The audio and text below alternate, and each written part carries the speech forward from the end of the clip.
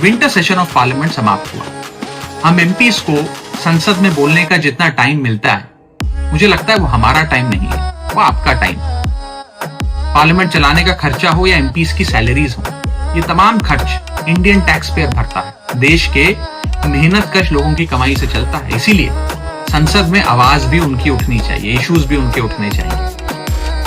ताकत एक एमपी की आवाज में, उसकी पोजीशन या पद में नहीं, असली ताकत है आपकी आवाज में। जैसे आज से कुछ दिन पहले जब मैंने एयरपोर्ट पर मिल रहे महंगे खाने की बात रखी, उसे आपने अप्रिशिएट किया, खूब स्प्रेड किया, लाइक किया, उसे शेयर किया, और वो चीज सही कानों तक पहुंची और सरकार ने देश के एयरपोर्ट्स पर उड़ान कैफे नाम की एक सब्सिडाइज्ड कैंटीन खोलने का फैसला लिया। ठीक उसी तरह इस बार भी विंटर सेशन ऑफ पार्लियामेंट में हमने कई इंपॉर्टेंट इश्यूज उठाने की कोशिश करी।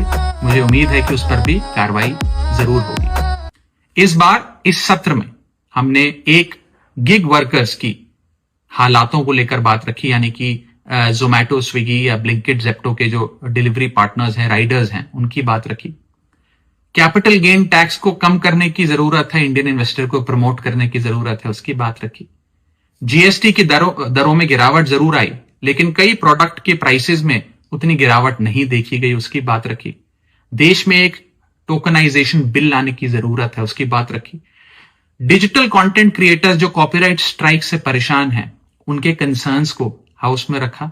इंश्योरेंस कंपनीज और प्राइवेट हॉस्पिटल्स कैसे एक पेशेंट को एक्सप्लॉइट करते हैं, उनकी प्रॉब्लम्स को हाउस में रखने की कोशिश करी। इंडिगो क्राइसिस हो, पोल्यूशन हो, ये तमाम इश्यूज इस बार उठाए। मैं जो इश्यूज उठाता हूं वो मैं किसी किताब से पढ़कर नहीं उठाता, आपको देखकर, आपको सुनकर, आपसे सीख कर उठाता हूं। मैं उम्मीद करता हूं कि अगले सेशन ऑफ पार्लियामेंट में भी मैं आपके इश्यूज उठा सकूं। आप प्लीज मुझे बताते रहिए अपने इश्यूज भी, अपने कंसर्न्स भी, और अपने सुझाव, अपने सजेशंस भी। Thank you so much. जय हिंद।